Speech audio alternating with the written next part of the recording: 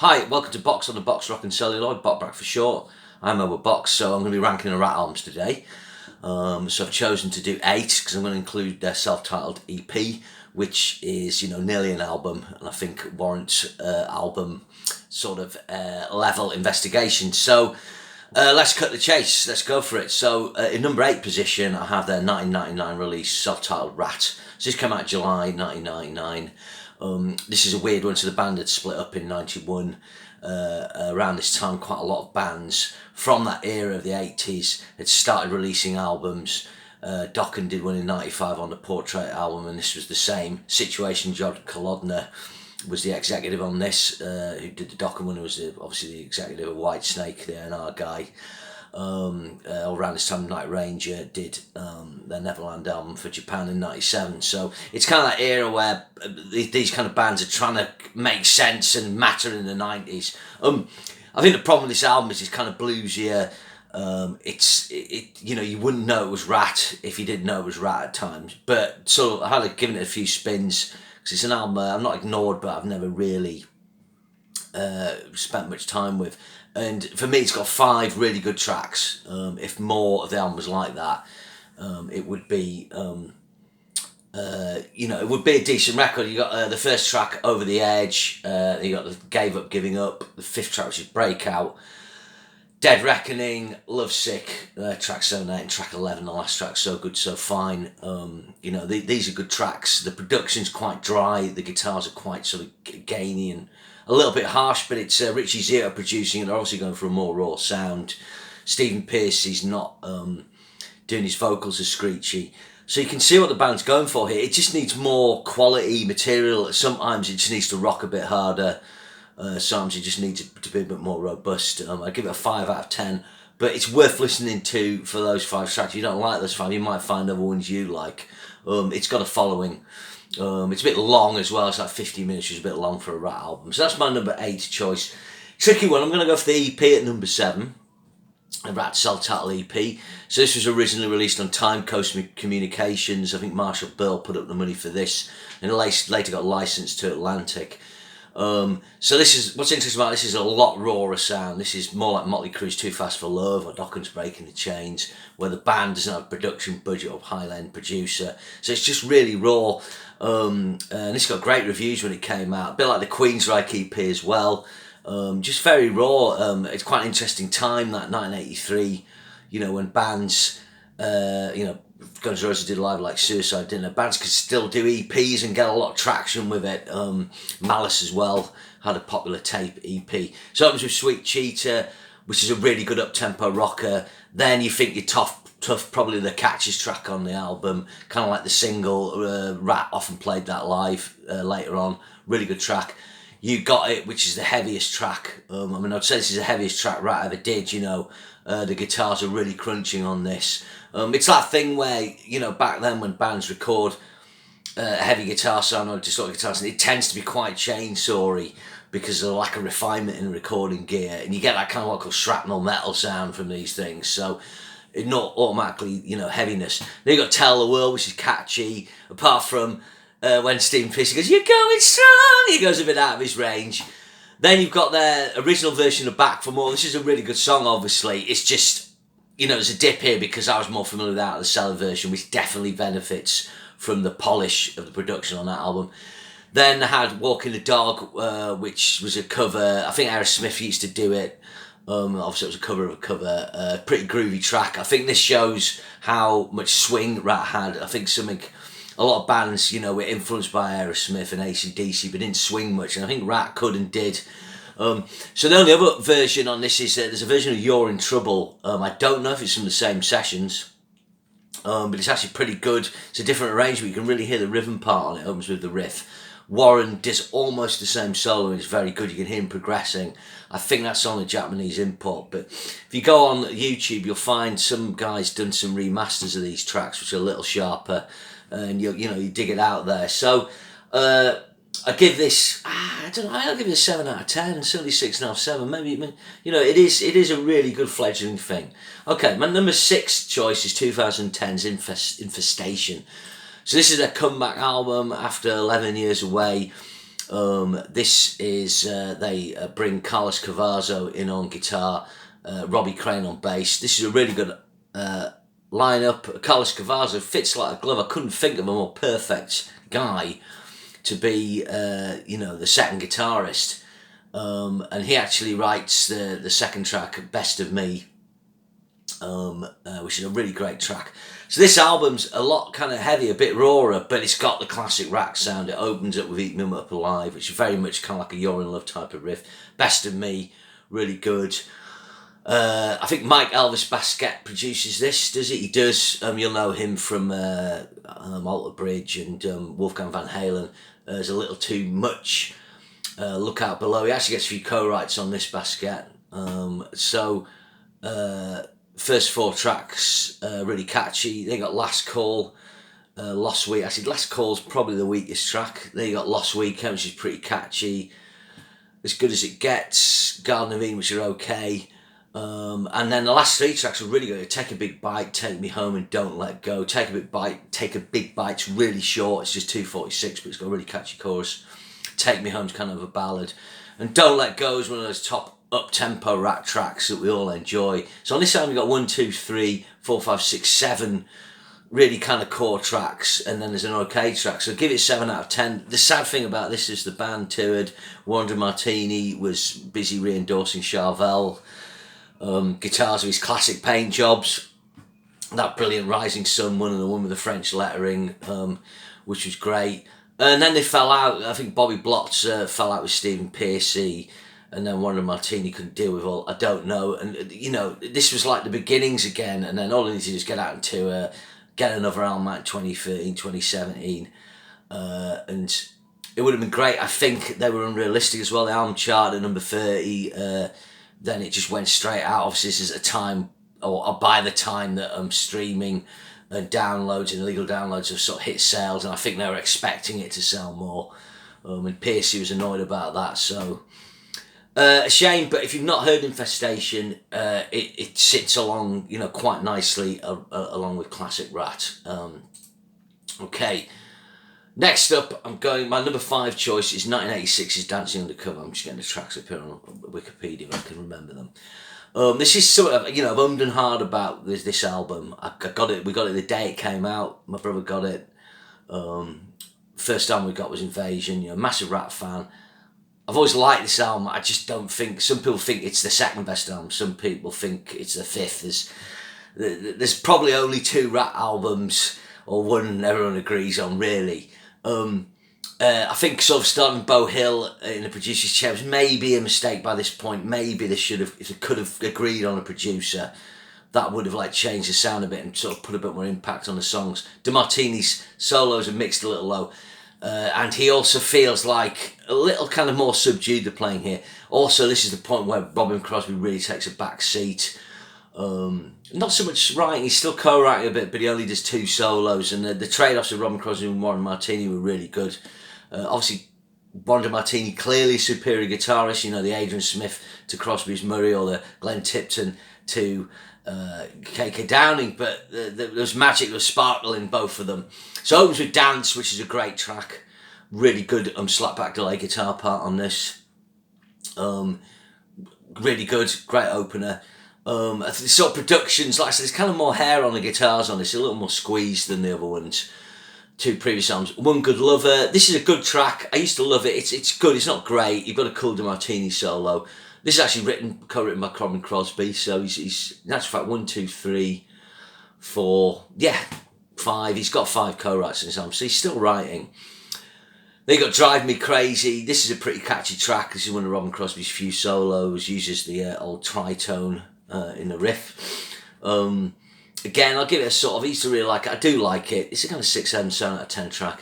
And then side 1 finishes with Slip of the Lip and Body Talk. 2 great tracks with great solos. And Body Talk was an up-tempo track, fast track, and featured in the film The Golden Child. So side 1 was pretty strong on this album. It's side 2 where it kind of tails off. And this is a problem with Ratt. I think, from Invasion onwards, if we're honest, although I love that album, it's the side 2, the quality just dips, and you're trying to find those standout tracks. It opens with Looking for Love, which it's all right. It's got quite a nice staccato riff, but the chorus is a bit, meh.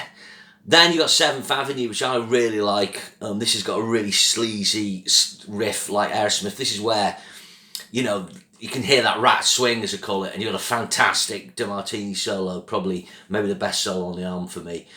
Then you've got It Doesn't Matter again. This has got a staccato riff, and it's easy to kind of muddle this up with Looking for Love. I mean, I'd say It Doesn't Matter is probably the weakest track, because Looking for Love, even though it's got a cheesy chorus, you can remember it. Then you've got Take a Chance, which has got a similar groove to Slip of the Lip. Again, it shows that swing.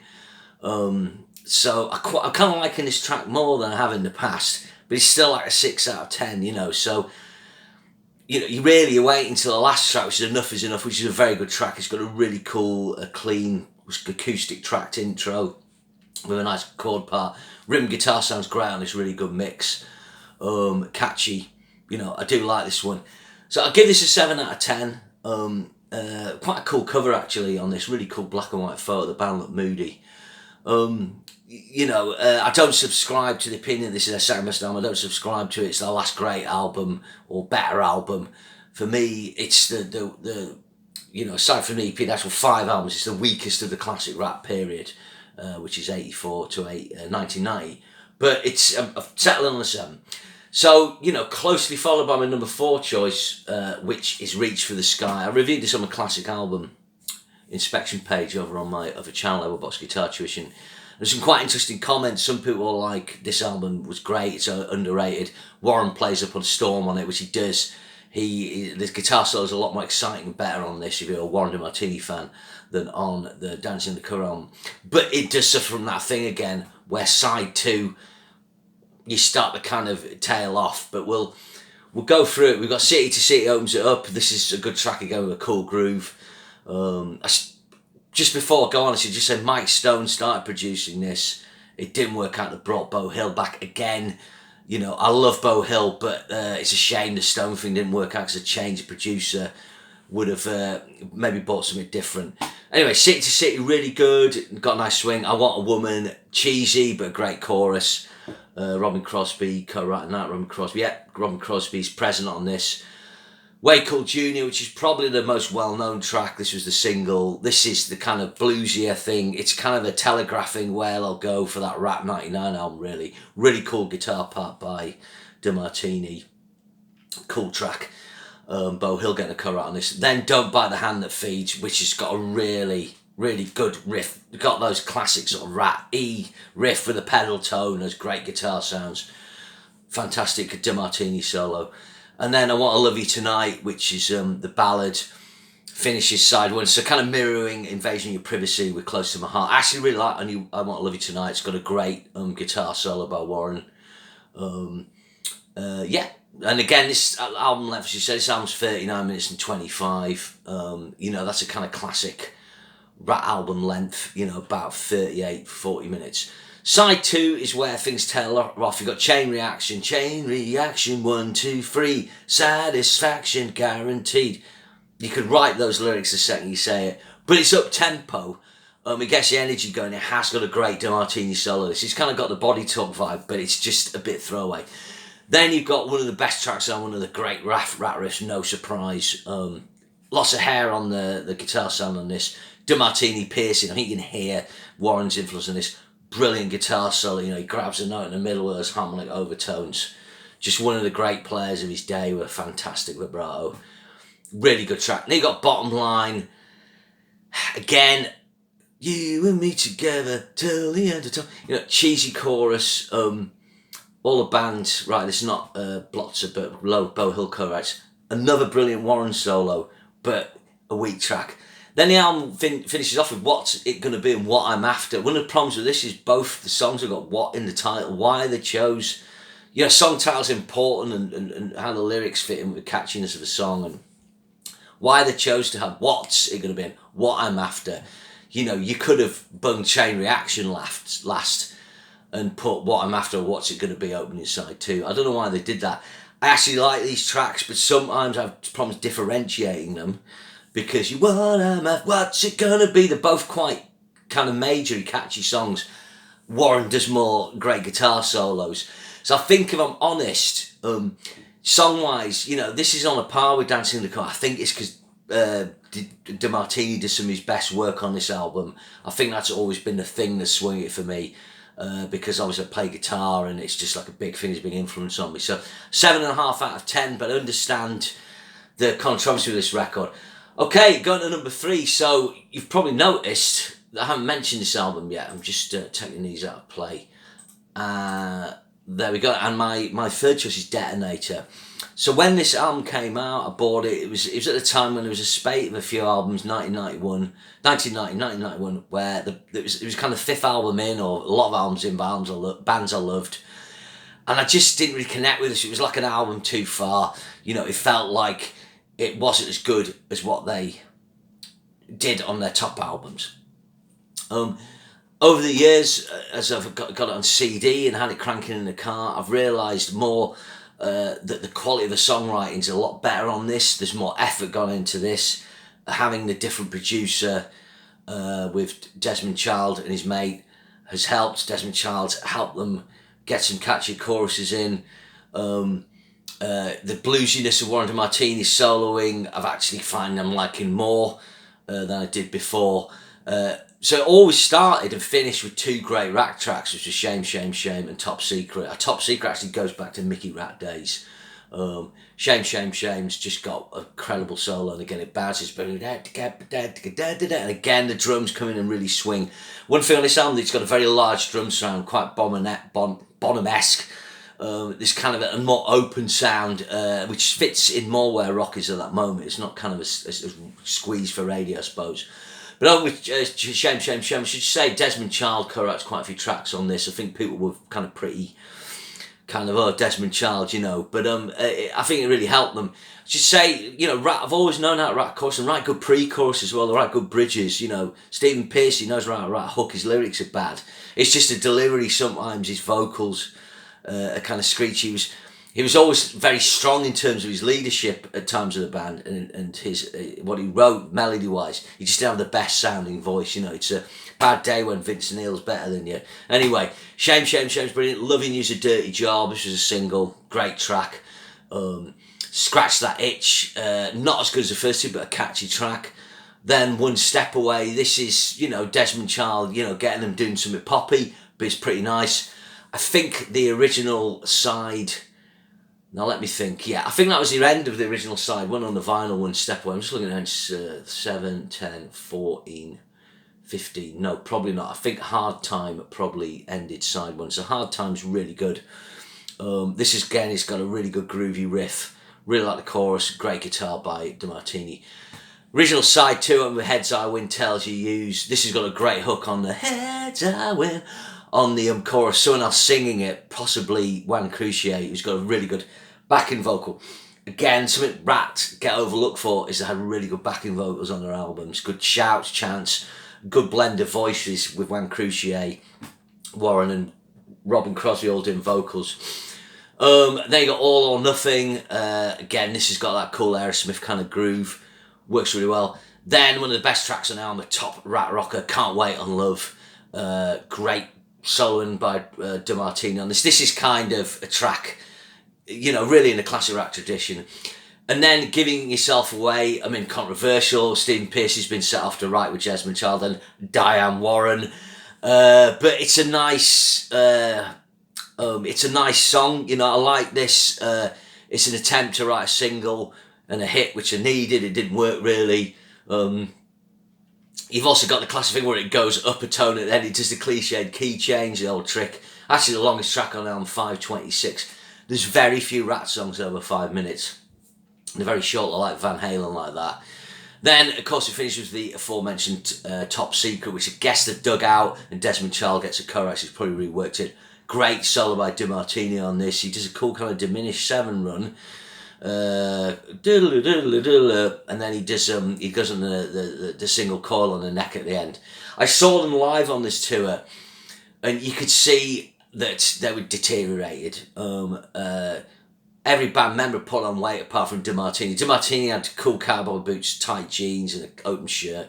He looked cool as fuck. My mate was like, oh, he hadn't seen DeMartini before. I'd seen him on the Aussie tour. It was just like, he was fucking godly. But Robin Crosby put on a lot of weight. He wasn't moving much. Stephen Pearcy looks a bit overweight. It's interesting, Robin Crosby doesn't get a look in on here. He co-writes one track. He doesn't play any lead guitar. It's clear, he was really in decline, which is a shame because Robin Crosby was such a great member of Ratt. So I saw them at the Mayfair in Newcastle. I enjoyed the show, but I was kind of like, Ratt finishing. I think that kind of contributed to my feelings about this album at the time. After this, they did the Ratt and Roll best of and did Nobody Rides for Free, which is a really good track, and went out on a high really with that track on the Point Break. That's a key 90s film, early 90s, and Ratt are on there. But I think this album, it's not quite good enough to give it a 9 out of 10. I'm going to certainly give it an 8, an 8.5 out of 10. This has easily become my third favourite Ratt album, and I think because the songs and the effort feels more there, and the difference of having the contributors and the production. So again, that's something people might disagree with. So number 2, number 1, probably no surprise to people. Originally, years ago, this would have been number 1. It was the first Ratt album I heard. But as time's gone on, it's switched to number 2. It's Invasion of Your Privacy. This came out May 1985. Ratt are on the roll. They had triple platinum status without the Cellar album. This album went double platinum. It probably didn't go further because the track Lay It Down was sort of a number 40 hit and not top 10. So it opens with You're in Love, a song that needs no introduction. Instantly, I remember putting this album, and what came across was just the quality of the guitar sound, with that top slapback delay. It kind of sounds a bit raspy now, but at the time it was just like, oh, fucking hell, that's amazing. It was the best guitar sound since Van Halen. Fantastic solo by Warren DeMartino on this. Actually written by Juan Crusoe and Stephen Pearcy. Never Use Love is next, written by Stephen Pearcy. Again, shows Stephen Pearcy's ability to write a riff. He's a good enough guitarist to do that. This is a great track, really nice Robin Crosby solo. Great riff, I love the wow. They do that top shake of the D and G string, which is essential in the 80s. Then you got a track Lay It Down, one of the greatest riffs in hair metal, maybe the greatest if you don't count Van Halen as hair metal. Unchained, it's there Unchained, it's in drop D. It's just fantastic, the shapes it uses. Really mature solo by Warren, brilliant. Then you got Give It All. This is Crosby Pearcy composition, Robin Crosby getting in there. This is another really cool riff with a fantastic Warren solo. This is one of the last solos where Warren really kind of did full on shredding. Then side 1 finishes with Closer to My Heart, which is a nice change of tempo. It's a ballad. I kind of blow hot and cold with this. It kind of works well on the album, but I'm not that keen on this track. Crosby Pearcy. Longest track on the album, 4:30, the only track over 4 minutes on the album. This album's 36 minutes long, Side 2 open with Between the Eyes. This is DeMartini Pearcy. This is a great track. It's kind of like the same kind of riff as Night Ranger by Night Ranger. Brilliant solo by Warren. Really cool 12-string tracking and the fade out with the 12 strings. Something Ratt did was use the 12-string well. Then you got What You Give Is What You Get. This is written by Juan Crusoe. This is, it's one of the weaker tracks on, but it is good. Nice catchy title, chorus, nice riff. Then you got Me on the Line. This, I'd say this is the weakest track on the album, but it's fun. Nobody Hangs Up on Me. 3 minutes 4. They should know by now. This has got a great left-right riff. It's got a kind of talking riff. Great chorus. A great chorus breakdown after the solos. A good trade-off, and you get some top cowbell. And then, of course, it finished with Dangerous But Worth the Risk. And this was the track that the band opened with when I saw them live supporting Ozzy Osbourne. And Warren DeMartini hit a tremolo dibon on the G string at the 3rd fret, and it sounded awesome. Well, just above the 3rd fret. Wow! When you hear that exploding through a Marshall, full pelt and a PA, amazing. So yes, it's great. You've got everyone writing on this. You've got better production on this. This is probably their best sounding album. It's very good. I think I'd give it, sometimes I give it a 9 out of 10. I think I'll give it an 8.5. I used to give it 5 stars, but it's just a couple of little cracks on this album, but it's really good. So of course, number 1's Out of the Cellar.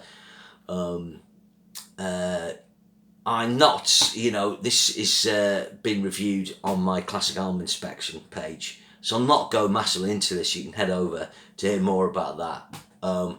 But it's consistently top. The two filler tracks are both good songs. She Wants Money and I'm Insane. It's easy a 9 out of 10. You've got classics like Wanting Man, You're in Trouble, Round and Round. Their greatest song, one of the greatest glam metal songs ever.